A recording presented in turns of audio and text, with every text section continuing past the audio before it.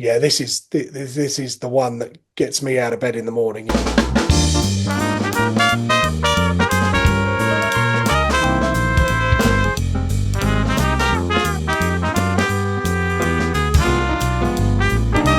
Hello and welcome back to the Jump Show. Chepstow has been and gone.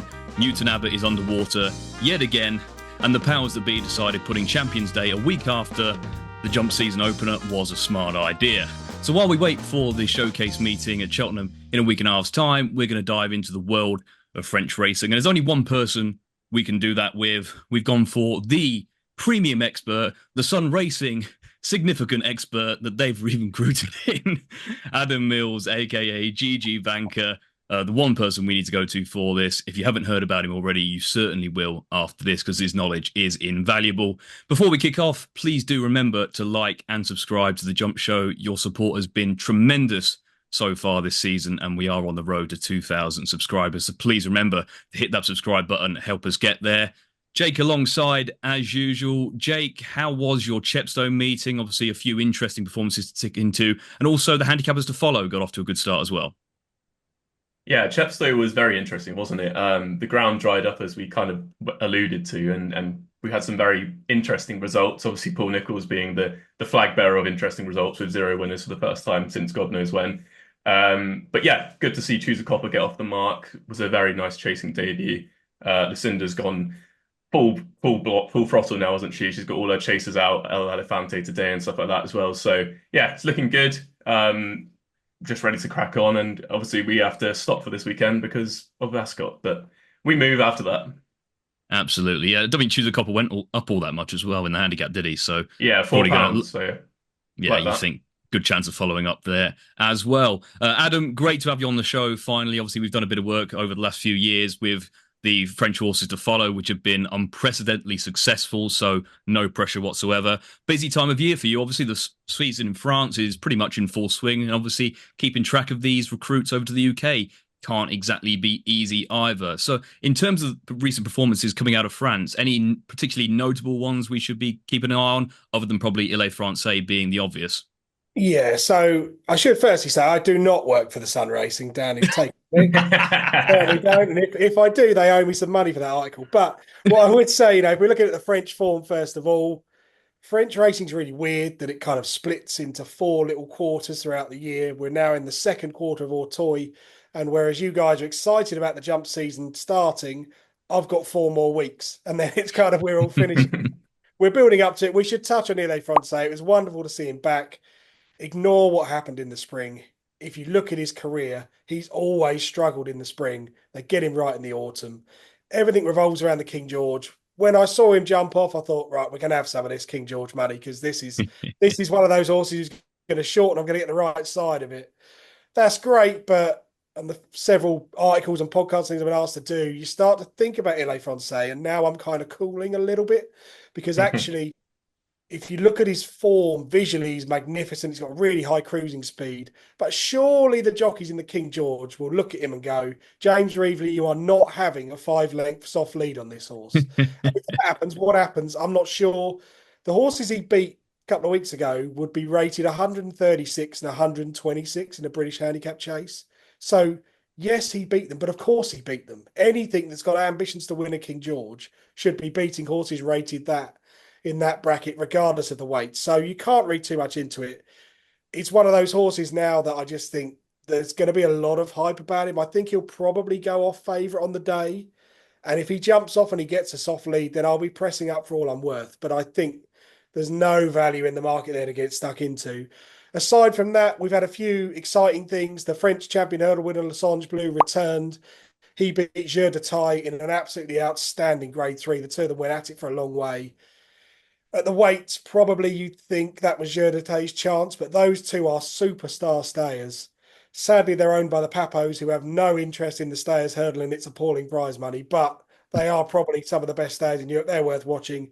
And then this is an unusual year for the 3-year-olds, that the best 3-year-olds are probably still in France, I would say. And Kivala de Burle stamped his claim last week. I'm not sure with the Colts and Geldings. I'm so confused. I thought Nietzsche Has was a superstar, and now he looks like a Ben Haslam horse, and I don't really know what's gone wrong. But there's a 3-year-old filly called Zane who has just emerged in the last couple of weeks. She was probably unlucky not to beat Olympic Story a couple of weeks ago when Olympic Story went off like a scalded cat and hung on. And at the weekend, Zane absolutely buried her. My God, this is a good 3-year-old.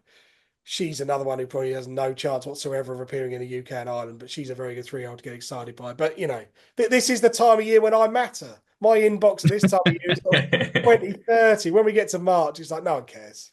See you in September, ads. Move on.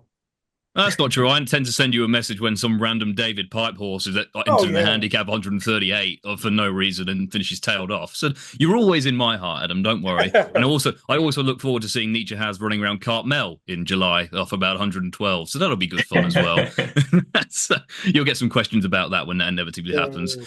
So that's kind of a look into what's happening in France. But when it comes to looking at the horses that have come over from France, the likes of Ireland and the UK, what's your general ethos when it comes to analysing what horses are going to take to the style? Because obviously the style of racing in France does differ quite drastically from the style of racing in the UK and Ireland. Yeah, it does. I hate the cliche that French racing is slowly run, but it is. There's no getting away from that. Most races at Auteuil have a finishing speed well above 105%. And what happens in French racing is everyone gets into position. They stay in that position till they get to the third last. And then if your horse has got something left, you move forward and you fight out the finish. And if not, you wait for another day because the prize money is so good and the program is so well managed that there will be a race for your horse. It might not be this race at Auteuil, but there'll be the time.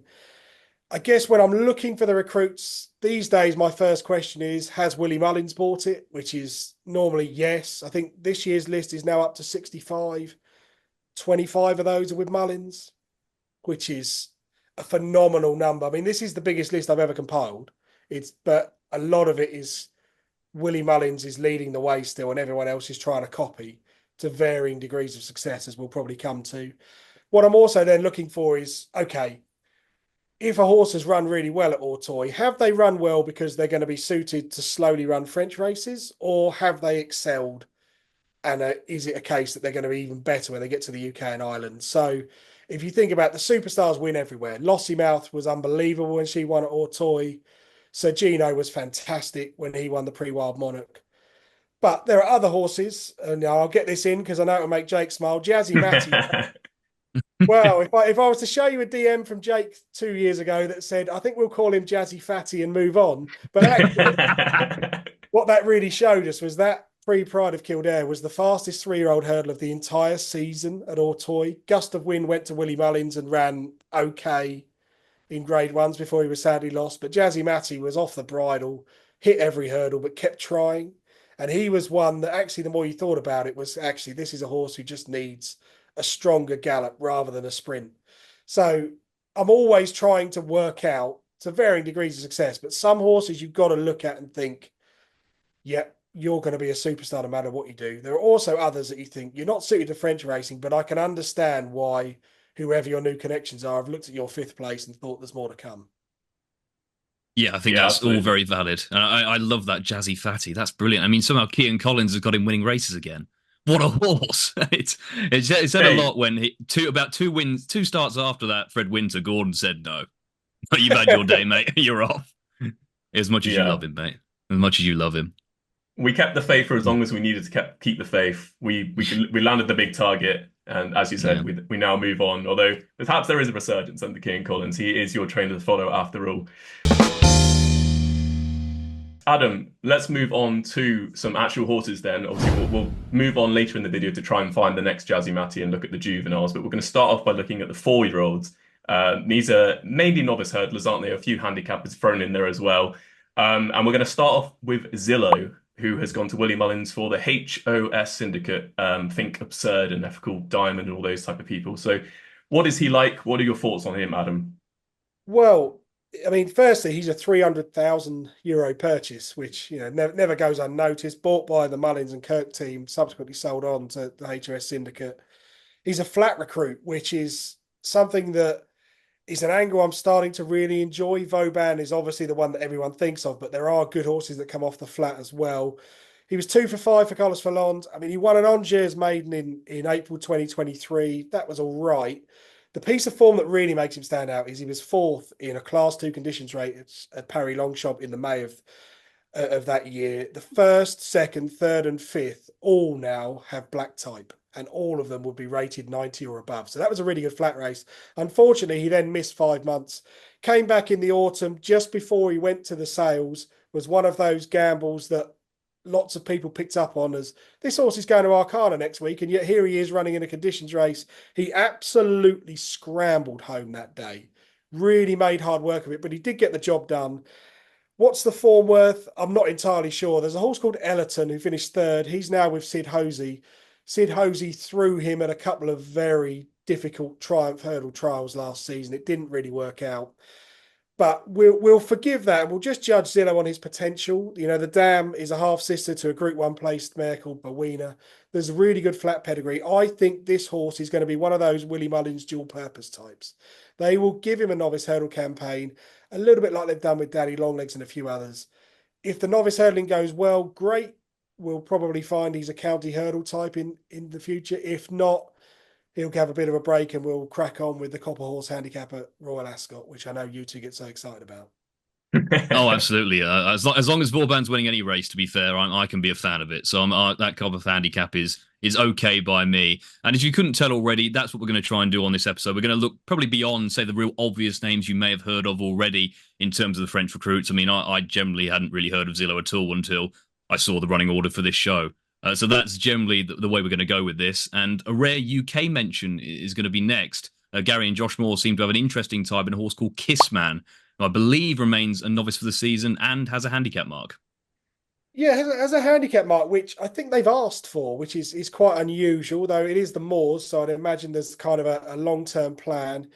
Kissman is one of those horses, if you watch him visually, particularly his win at Compiègne, you think, oh, you know, there's a bit about this horse. And at first, when Jake asked me about him, we were talking, I thought, this is quite an exciting recruit, and I could see him running off a handicap sequence. But if there's a stick to beat Kissman with, it's try and find a good horse that he's beaten. Because I'm really struggling. I can't find anything that would be rated higher than 120. So if that's the case, how can I really justify that he's thrown in off a mark of 122? It's quite a messy horse to try and assess. They brought him on quite slowly. His 2 runs last autumn, just forget about it. He wasn't ready. Came back in the spring. He's done okay. The win in May keeps a novice status, so maybe there's a novice handicap hurdle for him. But just if we were to look at his Compiègne win, he's beating horses who would now have ratings the equivalent to 110 and 108. That's a little bit concerning. But the big red flag for me is that they've asked for a handicap mark, which would suggest Gary Moore has probably looked at something like the Betfair hurdle and then thought, right, let's work backwards. You can't beat him for what he's done because he's brought on really slowly. He's come on nicely. The Compiègne win, the time was okay. It's just he hasn't beaten anything. So how do we really know what he is? Yeah, I do find it interesting with it, especially with the kind of more horses, when they obviously can train a very decent, say, juvenile hurdler, but you find with a lot of, I think they're French horses that come over, some of the ones they know aren't going to be top level. You see a few quiet runs, they will drift forever in the market, and then they'll end up at Plumpton in, say, February and end up just bolting up and can run up a bit of a sequence. Maybe type horse to do something like that potentially. I mean, a lot of the horses we're going to cover invariably end up in Ireland, but while we're on the subject of a UK-based recruit, are there any particular trainers you think in the UK that really get the best out of what they're sent from France? Is there a short list of trainers you think, right, they've got a decent prospect here and can actually use it? In the UK, there's a short list of one, and that person's name is Venetia Williams, because what Venetia Williams does is buys really good novice hurdlers from France, ones that will handle soft ground.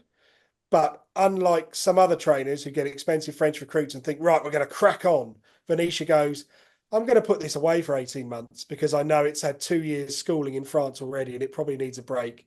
And these horses then emerge 18 months later in novice handicap chases. I always miss the tracker email. They're absolutely thrown in and they run off a sequence of 4 or 5. This year, she's got one called Falco des Pins, or des Pan to give it its proper French name. It's got some really nice form from Angers. He finished placed in a race where the first, second, and fourth all won next time. He will not win a novice hurdle. Don't go thinking he's going to be a novice hurdler, because he's not. But there'll be a time, either at the end of this season or the beginning of next, when he'll go bang, bang, bang over chases, and he'll make an absolute mockery of his mark. She is the one in England who best understands how to get the most out of a French horse, more than anyone else. The other one that I would say, if you're looking at the younger horses, which is mainly what we're talking about, the 3 and 4 year olds, is Paul Nicholls knows what he's doing, and he has bought a reasonable team this year. I think you'll find they all win races. What I would say about Paul Nicholls' horses is to look for the April and end of March handicap hurdles, the likes of Affodil, Blue King Daru, a few others, that he will get them handicapped to the right level, and then that's when they'll go in. But no, Venetia, if I did have pictures of trainers on the wall, she'd be up there. Yeah. And while we're talking about handicappers, then obviously there's been a few Cheltenham changes, as we know. You're going to now need to have 5 runs over hurdles to run in a handicap hurdle at the Cheltenham Festival. Are there any other handicappers, handicap hurdlers who've had 3 or 4 starts in France, and now they're coming over to Ireland? They'll already have some of their runs under their belt before they get to Cheltenham. There's a couple. I don't think there's a Gaelic Warrior this year. I don't think there's one that's going to go straight leaping into handicaps. But there are a couple that sort of Kitzbühel Hell would be one who's a little bit interesting in terms of his figures. But the more I thought about this question today, that the one that leaps off the page for me is a horse called Mambo number 5, who's a 3-year-old. He is the big money purchase of the summer at the sales, well over 400k they paid. He's qualified for a mark. He's a 3-year-old. Ben Pauling Stable Tours used the words, I think he said, "We're not going to waste him."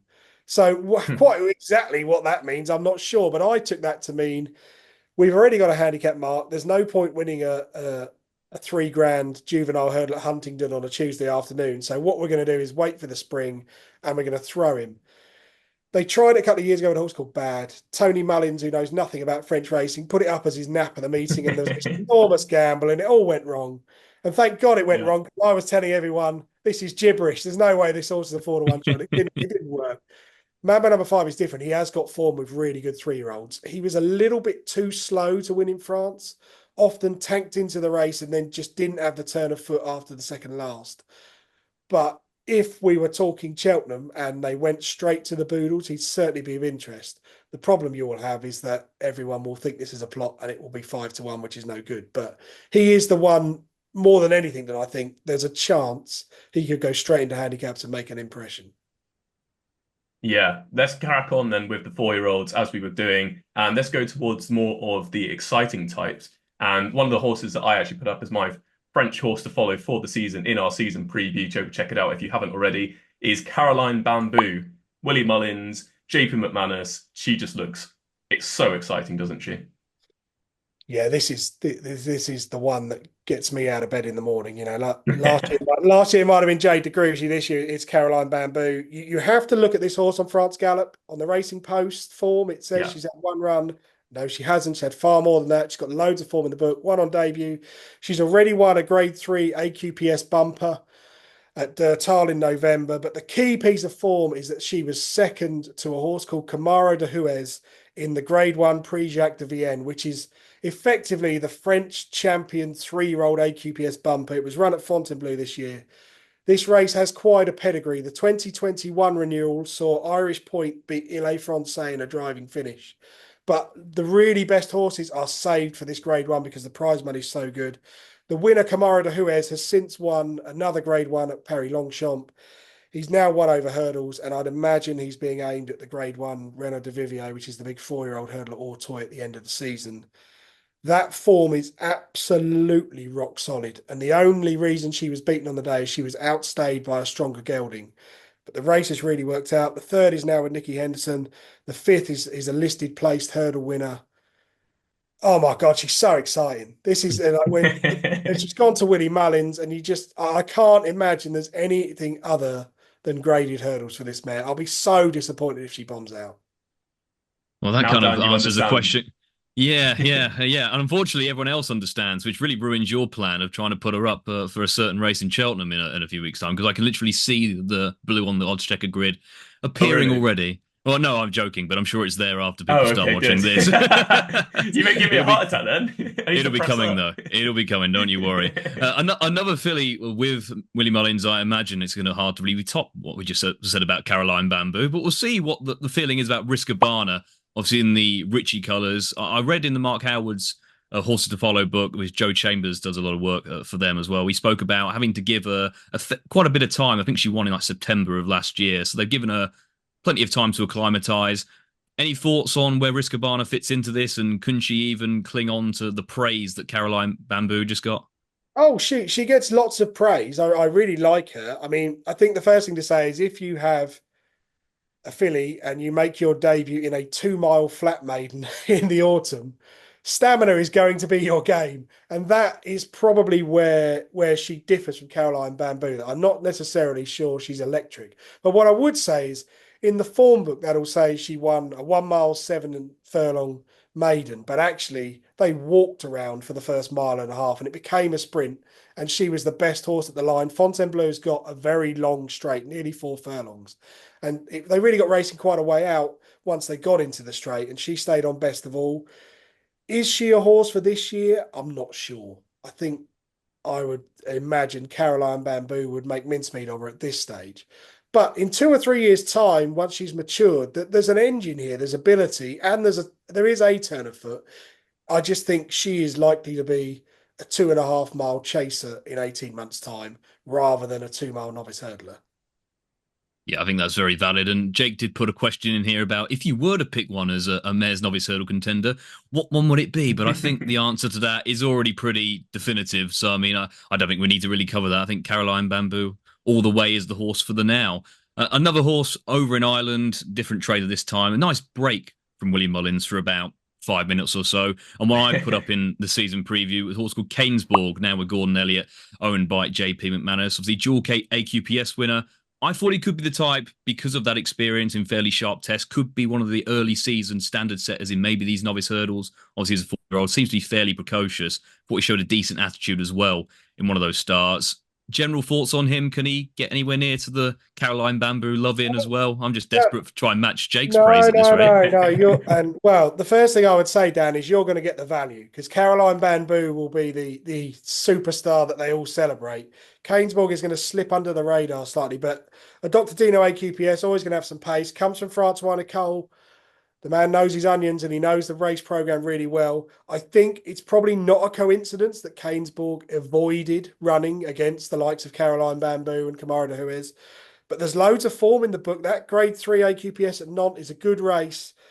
Ignore the winning margin and watch Coralie Paco, the jockey. She is mustard. Really good jockey. But she was trying to win like she was riding Archibald, holding the horse together for as long as possible. And then she glanced to her left and went, uh-oh, now I've got to drive because there's something coming. But the horse had the ability to get out of trouble. The second keeping is one of those that's been sold to Ireland and no one knows exactly where it is. But there we are. I think it's probably with Willie Mullins. But this is quite good form. And we can draw a comparison because the horse in fourth that day was Callio Jim. That horse was quite a way back, but he was subsequently second to Kamara de Huez in the grade 1 at Paris Longchamp last month. So we can say that she has beaten a grade 1 performer, albeit that grade 1 performer probably needed more time. But I like Canesborg. I think Canesborg is going to be one that makes waves probably earlier in the season. I think if Gordon Elliott's got a brain, which he definitely has, he'll try and send Canesborg away from Willie's one. So probably will be out quite soon. But this is a nice horse. And one thing you'd say about any progeny by Dr. Dino is there is a turn of foot there. So you can be fairly sure we're going to have a 2 mile novice hurdler. Yeah, and we'll finish up then with the 4-year-olds on another novice hurdle prospect called Kilgane. He's going to be trained by Henry de Bromhead for the Robcour Silks. Is he one of the top novice prospects coming over from France this season? Yep, definitely. This horse is going to be a graded novice hurdler, and if he's not, Henry de Bromhead has some questions to answer. One run in France, finished second. Now that race was a really strong AQPS 4-year-old hurdler or toy. To give you an idea how strong it was, Colo Chico, who won the grade 1 in May for 4-year-olds, was beaten out of sight in this race. Now, if you watch the race, The winner is King Conti. King Conti is one of those ridiculous horses who, if he doesn't get a 7-length lead, he sulks and he doesn't win. And what happened in this race is all the jockeys gave him a 7-length lead, and sure enough, he won. But Kill Game on debut was settled towards the rear, race wide in the back straight. And then if you watch Kill Game from the third last to the line, he's the fastest horse in the entire field. He absolutely scythes through the field. Probably the most advantageous thing is that he didn't win because he kept his novice status. It's no coincidence that within a week he was marked as exported. Henry de Bromhead's team have gone in for him. He's really exciting. In my head, I'm thinking maiden hurdle somewhere in November and December, Lawlers of Naas, see where we are. Love that. I mean, I think in there we've covered a range of 4-year-olds. We've gone from Gary Moore handicappers who could be running at Plumpton on a Monday in a few months' time to general early season Grade 1 contenders to proper spring Grade 1 contenders. I think that was a comprehensive coverage of some 4-year-olds. Hopefully, you guys haven't heard all that much about thus far. We'll now switch to the juveniles, probably the most talked about division when it comes to the French recruits. And just from your point of view, Adam, I know you obviously have a very good record when it comes to the Triumph Hurdle in recent years. Would you say the juvenile division is the one where your edge on the French knowledge and the French racing really comes into its own, as opposed to the 4-year-olds? Would you say the juveniles is where you really have the edge? Yeah, this is where we really have the edge. And every year the edge gets bigger. And the reason the edge gets bigger is because no one sends good 3-year-olds over hurdles anymore. So 20 years ago, you had to worry about what was coming off the flat, what was being given runs in flat maidens to get ready for the hurdle season. Well, now the only reason you send a flat 3-year-old over hurdles is because they're too slow to win on the flat. So the French horses dominate. Last year's Triumph, they completely dominated. And it's really become a case with these flat horses of just trying to work out the pecking order. But what I try to think of it this year particularly is, right, which 3-year-olds have gone to the UK? Because I'm going to want to back them when they're in the UK until the Irish turn up. Because all the Irish horses are the better ones, as a general rule of thumb. With Willie Mullins, it's just guesswork. It is guesswork. I know we'll come on to the Triumph Hurdle market and I can give you a rough guide as to what kind of order they're in, but I don't think Willie knows. He's got so many. He could probably fill an entire juvenile maiden hurdle if he wanted to. But it is the edge is really there because nothing else goes over hurdles anymore. They may as well move the Triumph Hurdle to Auteuil. As that has been said, then let's start off with the juveniles, and we'll start in Britain, where we've got Sauvignon for Paul Nicholls in the Johnny De La Haye colours. What is he like? How's his form stacking up? And what do we expect from him this season? He's a very good horse. He's a very good horse. I think I can probably safely say he's the best 3-year-old hurdles prospect in the UK. He's got a really unusual pedigree, and he's a half brother to Sauternes, who's a Group 1 Prix de Moulin winner on the flat. So you really wouldn't have expected Sauvignon to be going over hurdles, but he comes from the JP Dubois team, and they just run their horses where they think they'll win. They're not worried about social graces or how they should be campaigned. He's been trained as a juvenile hurdler. The win at Lyon on debut fell perfectly for a flatbred horse because they absolutely crawled round. It became a sprint, and surprise, surprise, the flatbred Group 1 half brother spolted up. That went really well. Then they went and won a listed race at Auteuil, the Prix Stanley. He beat Sony Bill, who's a horse we might come to, who's with Willie Mullins. He is bred to be a 3- and 4-year-old type. When we're doing the 2026-27 season preview for the Jump Show, we will not be talking about Sauvignon. But right now, it will be. Paul Nicholls has said that he wants to give him a bit of time, which I think will do him the world of good to have a bit more time on the grass and then probably bring him out in the spring. I think if I was second guessing Paul Nicholls, I think this is their Adonis horse, and then they'll see where they get to. He'll run in the Triumph. He won't win the Triumph. Paul Nicholls in the Adonis there's just no sweeter words to be saying in October. It just happens every year. It's like Paul Nicholls in the Challow Hurdle. Some things just are meant to fit together. On the subject of Sauvignon, I think we need to touch on a horse called Faux de Trois. It was probably close to the horse I was going to put up on the season preview as my French jumps horse to follow. Obviously, he has form that ties in with Sauvignon. How do you assess his prospects for the season ahead? He's a very, very good horse. There is an outstanding French journalist called Charlie Millipede, who is an incredible judge. And every year I say to Charlie, give us a French horse. And this year was just 3 words, Fou de Trois. The form of Fou de Trois' debut is pretty strong, to say the least. Sauvignon was second. He won a listed race next time.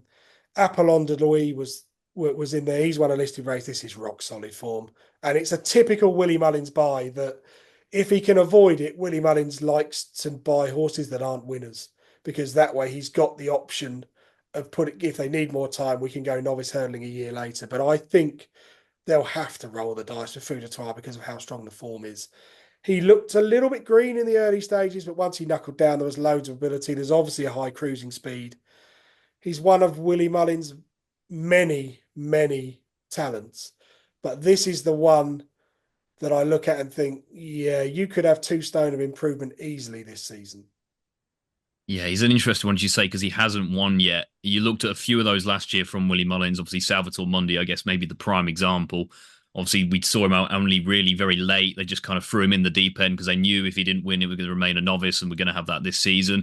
Do you think they'll campaign Fou de Trois a bit more aggressively, actually get him to, say, win a maiden hurdle and see where he is? Or could they take that patient approach of, let's throw him in at, say, the DRF in a grade 1 and see where we go? If he doesn't win, we've got a novice for next season. Do you think they could do something like that? I think that's the more likely route they'll take, because the first thing is they've got a lot of juveniles in the yard and quite a few of them are already winners. So if they're winners, particularly if they've won listed races, what have you got to lose? You're not going to be a novice next season. You've got to go into these 3 and 4-year-old hurdles. I think Fou de Trois will run in those kind of races. I think there's no point winning a 3-year-old maiden hurdle. But what you don't know is they could be running around the gallops at Close Sutton, and Ruby Walsh might get off Fou de Trois and say, this lad's your triumph hurdle horse, in which case they'll do the same thing they always do. There's a juvenile hurdle at Cork on Hilly Way Day in December. He's won it with Blood Destiny in recent years and a few others. That's where they'll send Fou de Trois if they fancy that. And if I see him entered in a maiden hurdle, I'll back him for the triumph. Because if they're going to waste his novice status for €7,000, they must think he's a grade 1 horse. If you see him going into graded company, you need to be a bit more patient. Sorry, yeah, just touching on that page. I know you did mention it earlier. With the likes of Sauvignon, Paul said, he's not going to come out until the new year. Fou de Trois, potentially we could see something similar. Is that important to you? Do you like to see French horses given time, or do you prefer if they're just chucked straight in? It's 50-50 for me. I think if they've already won races in France, I'd rather you gave them time, because if they've won races, what annoys me is when people get 3-year-old hurdle winners from France that have already won a race and they run them at Wetherby on a Wednesday afternoon for 2,985, conceding a stone. If you're watching today's racing, you might know what I'm talking about. But that would be, my argument would be, what is the horse learning from lumping a massive weight? And I think you have to take it in swings and roundabouts. Now, Willie knows what he's doing, but he also is very patient with horses that have won. So I think last year, I backed Amsterdam for the triumph. We didn't even see him. They just went, you know what, we can't find a race. Move on. The year before, I thought Mr. Policeman would win the county hurdle. We didn't see him for a year. So with Willie Mullins, I just trust he knows what he's doing. He doesn't need me to tell him where he should run his horses. When it comes to general yards, what I would look for is, how did they run at Auteuil, or how did they run at Compiègne? If they were professional and they knew their job and they knew how to jump, then by all means, if you think they need time, give it to them. If they were green, hit every hurdle, ran around under pressure, if they're wearing headgear, then they do need experience. But what you have to remember is when you buy a French 3-year-old hurdles prospect, that horse has been schooling since the middle of its 2-year-old year. And they school on fixed brush hurdles. So you learn to jump or it hurts. So it isn't necessarily about the jumping experience in many cases. It's about the racecourse experience. I don't mind either way. But what I do think is if they've won a race in France, they know how to win. Don't try and win under a penalty for $3,000. Wait and run for the right races. Those Wetherby maiden hurdles or novice hurdles are screaming out to be taken, trainers. Use your opportunities now. They are where the money is at. I think that's a fascinating insight, I think. It just shows the depth of understanding that has to go into really assessing these French horses. I think it's very easy for even the likes of me and Jake. I mean, I'd say we have a sound understanding of French racing, French form to an extent, but to really dig into the intricacies of how trainers will then target races or where best to campaign them, I think that was a beautiful example of the depth of knowledge that Adam has that we can't offer. And hopefully everyone listening to that can just take a few nuggets from that and understand French racing a hell of a lot more, because that's all fantastic information. Going on There's a to very easy way to assess French racing. Forget about handicap marks. In the UK, it's all about what mark has my horse got. In France, it's all about prize money. Look at the prize money the horse has been running for. If Arnold Shy thinks his horse is good enough to run for 25 grand or toy, that's where he goes. If he thinks I'm going to run this for 7 grand at Royan on a Wednesday, that would suggest he's told that owner, look, we could win this 7 grand. But you have to judge the horse by the prize money it's won. That's why I added it to this year's list. Prize money in France is everything, whereas in the UK, it's all about numbers. because we have no prize money. That is true. Yeah. Except for about, well, thank God for premierization. Yeah, that's really going to change the game for us. But I think that's invaluable. And you mentioned that list, Adam. If anyone hasn't already, we'll put a link to that in the description. It's, again, an invaluable tool for looking at French racing. Obviously, has a lot of the details. You kind of need to know who's where, or at least the ones that Adam's been able to source, because as he mentioned earlier, some do just disappear into the ether and then just end up being declared all of a sudden, and then they're there. But also take you, I think there's a hyperlink to the France Gallop website, which you can take a bit more detailed look at certain things, but definitely do check out that and check out Adam's social media and his website as well. Host of information on there. We'll move on to an interesting Paul Nicholls horse now. One I haven't seen really all that much about, but probably one of the more interesting bloodlines that we're going to talk about, bearing in mind that he's out of a horse that won the Queen Mary at Royal Ascot, and that's Roadshow. Yeah. When they took Acapulco, the Wesley Ward's Queen Mary winner, and sent her to be covered by Galileo, I can't imagine anyone in the breeding shed that day went, this is going to make a lovely juvenile hurdler in a few years' time. But here we are. Roadshow had 5 runs on the flat for Andre Farb. The pedigree alone made the horse of interest. And if you were to look at the way that the horse ran and the betting prices, you'd think, oh, that's pretty disappointing. But actually, the only thing Roadshow is guilty of is he didn't inherit any of his mother's speed. He is just a Galileo, long stride, galloping stayer. And in 5 French races, he ran in 5 slowly run French races on the flat. Ran with perfect credit. The form is reasonable enough. There's a few black types around him. The French handicapper gave him a mark of 40 kilos, which on the flat would be 88. If you saw an 88 rated flat horse going juvenile hurdling, you'd think they're going to make up into a nice type. At first, it was kind of this is a bit of a laugh and a joke. What's this pedigree doing on the sheet? But the more I think about it, the more I think actually this might really suit him. Maybe he just needs a strong gallop, 2 miles, and he's a nice big scopy type. So hurdling's not going to be an issue. Obviously, the breeding doesn't really leap off the page, but Paul Nicholls' team picked him up for 67 grand. That's not the worst price in the world by any means. I think he's a really nice type. I would imagine they'll be thinking that there's a nice juvenile hurdle at Taunton, Wincanton, Chepstow, somewhere like that. What's he going to make up into? Well, he's definitely not a Triumph horse. He's not quick enough for that. But there's no reason at all why he won't be running with his 4-year-old allowance in a big handicap hurdle at the end of the season. And if all goes well and his French flat form translates, he could easily reach a mark of 135 as a juvenile. We'll round off then with the British trainers in the juvenile division with Limia Datel, who's with Philip Hobbs for JP McManus. Do we have the next Effie de Soy here? Why did you say that? You can't use the story. This is one that I included because I'm betting with my heart rather than my head.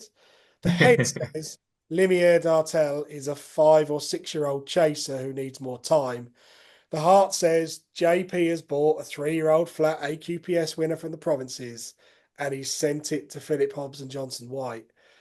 The problem with these AQPS flat races, particularly in the first half of the year, is you've got a field of 15, 3 or 4 of which possess the speed to win over 1.5 miles or 1.6 miles on the flat, and the rest are 3-mile chasers having experience and have got absolutely no chance. So you have to assess that form when you see him cantering 9 lengths clear. But at the same time, the final circuit time is quite good. He's won quite nicely. The form's all right. It's not too bad. You'd probably say it's the equivalent of winning a junior bumper over here. But he's in those colours. And if he's in those colours, surely they think maybe we can get him to the juvenile finale race at Chepstow. And if he wins that, everyone will go, this is definitely the Soy Mark 2. I don't think he's a Triumph Hurdle horse. I don't think he's a Triumph Hurdle winner by any means. But sentimentally, I'm hoping he runs really well. And what I do think is in 2 years' time, he might be the novice handicap chaser to follow, because he's a really nice type and he is going to make into a lovely chaser. I mean, there you go. There's one you definitely need to add to your trackers anyway, just so you can track the progress of Adam's pain and suffering throughout the season when the inevitable realization that he isn't Defi DeSoy and that he is indeed exactly that, and always handicap chase for the season. But yeah, add him so you can track the emotions throughout the season. That'll be good fun for us all to watch. So that was a bit of a look at a lot of the UK-based juvenile hurdlers. I think we have to be obliged to mention those who are at the head of the Triumph Hurdle betting. Obviously, the talking horse for the last 2 months or so has been Willie de Hul. Obviously, he's short as 5-1 now in places for the Triumph Hurdle. You, Mr. Mills, said quite infamously now on the Let's Talk Raking show, we're big friends with them, obviously, that if the Triumph Hurdle was run tomorrow, he'd be an even money chance.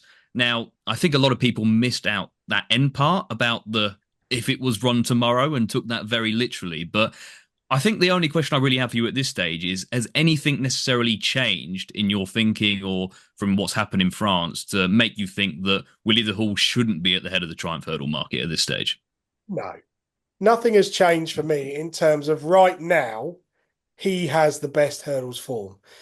I saw someone tweet and say Nietzsche has got beat, therefore Willie de Hul is a bad horse. And I think, well, what has one run 4 months later got to do with it? But, look, Nietzsche has bombed out. There's no hiding that fact. I don't think we'll see him again. I think he's off the stud before he does any more damage to his career. But with Willie de Hul, look, he won the same race that Calixios won, the Prix de Poulain, which is the first 3-year-old hurdle of the season. A friend of mine was there that day and said, you want to watch this one? He's talented. And he absolutely bolted up. The race has worked out reasonably well. Then he chased home Nietzsche Has. And the Nietzsche Has that was running in the spring, Willie de Hul is the only horse to even lay a glove on him. So if I'm going to judge him on that form, would I back him at 6-1? Absolutely no chance. No horse should be 6-1 for the Triumph at this stage. But until something improves past him, he should be at the head of the market. There are loads of horses in the Mullins yard. I can run off a list of 10 that could be his Triumph Hurdle horse. But what you would say about Willie de Hul is he's already won a race. He's not a novice. There's nothing for them to protect. They may as well crack on. I would assume, bearing in mind he's owned by Rich Ritchie, that they will be going the exact same route they went with Lossiemouth. And until he tells them otherwise, he's going to win. But all summer long, I was getting messages, and then I can probably tell this now. I messaged Joe Chambers to ask for a comment about one of his other ones, and he said, I bought 2 3-year-olds this year. And I was like, what's the other one? And he went, well, it's the one that I'm not going to tell you what it is. And then he told me not to tell him. So, it's one of those horses that all summer he has just been backed. Unibet going first with their market. They got filled in. The price went really quickly. He should be probably 12 or 14-1. That's probably a fair price, not 6s. But if you ask me to price it now, he'd still be the favourite because nothing has yet proven otherwise that they're better than he is. Yeah, we'll just touch on one of the other Willie Mullins horses then in the yard. One that I'm going to adore, I'm sure, and that Dan probably as well. We've got Mercia for Willie Mullins running in the Alexandra colours. Cargies 2.0, Gala Muscle 3.0. Will she be winning grade 1s like the other two? No, I don't think so. I think she'll be a very good horse. And, she's a listed winner. The Prix de La Horse was a good race. The form's worked out quite nicely.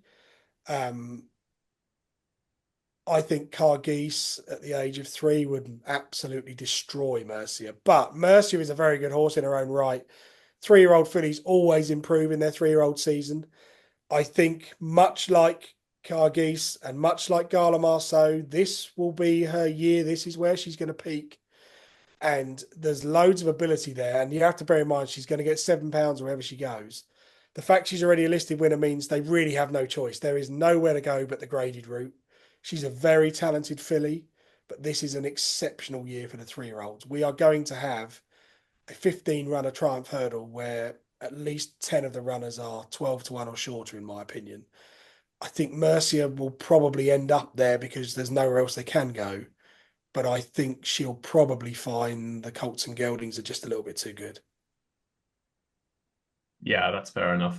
As you say, it is a very competitive year, and when Willie has 10, and at this point, he won't even know which ones are his best. It's always going to be hard, isn't it, to pick up one of those grade 1s, even if it is at the DRF or etc. before.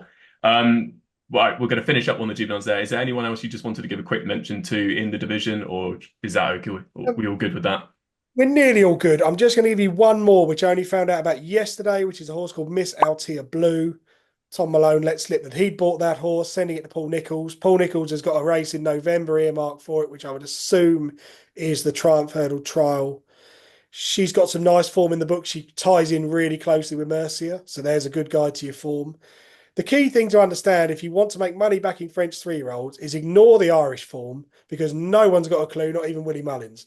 If you want to make money, focus on the French 3-year-olds that have gone to the UK, because there aren't that many of them, but the really good ones will win everything, because until the Irish turn up, it's a weak division. Right then, Adam, thank you so much for all your insight this video. It's been exceptional. What we're going to do is we're going to end the video with a bit of a quick fire round. We want one-word answers, please, of all of these questions. And we're going to start off with, who is your Triumph Hurdle winner? Willie de Hall. Now, a brutal question. Who's going to win the Fred Winter? So last year you asked me this, and I gave you the first and second favourite on the day. Liari ran like a dog, and Milan Tino, oh, wow. Needs 4 miles. Yeah. I think he can run him in the Tour de France. He still wouldn't get it far enough. But I think this year I'll give you 2. I'll give you one this side of the water called Nardaran, who's a Naga Khan recruit. Exact same source as Liari, gone to Paul Nicholls. That's got to be a Boodles horse. And the other one is one with Willie Mullins called Sony Bill. Sony Bill has form with the best French 3-year-olds. He's been proven not to be as good as the best French 3-year-olds, but Willie Mullins should be able to get him in on a weight of about 11.6 if he campaigns him nicely. I think both of those will run in the Boodles, therefore they're probably worth a swing. But, you know, come on, it's October. We can't be betting in that race, sure. Yes, we can. Well, I'll let you off for that not being too quick fire, but now we want quick fire. We want your Mayor's Novice Hurdle winner. Caroline Bamboo, and if you want to have an each way back, Kient Zim, who's with Nicky Henderson. That makes Jake very happy. Best Novice Hurdle prospect. Oh, Kill Game by a mile. And finally, then, your handicapper to follow. Handicapper to follow is a horse from a long while ago on my list. It's called Ikarak, who is now with Ollie Murphy. Used to be with, do we say Milton Harris on this podcast? I'm not sure, but Milton We can say his name. We'll edit it out if we need to afterwards. He was a winner over fences in France. They then did that stupid thing where they go, oh, he's still a novice over hurdles, so let's waste a year over hurdles, even though he's had 3 years schooling in France. Well done. Won 2 novice hurdles at Worcester and Newcastle. Surprise, surprise, wasn't good enough handicap hurdling. He'll go back chasing for Ollie Murphy, and he'll make a mockery of his current mark. Love that. That is superb. Thank you so much, Adam. I think just from my Jake perspective, that was invaluable education. Hope everyone else enjoyed that as much as we did, because that was a very informative session. As I said previously, please do check out Adam's website and his social media. It will be in the description below.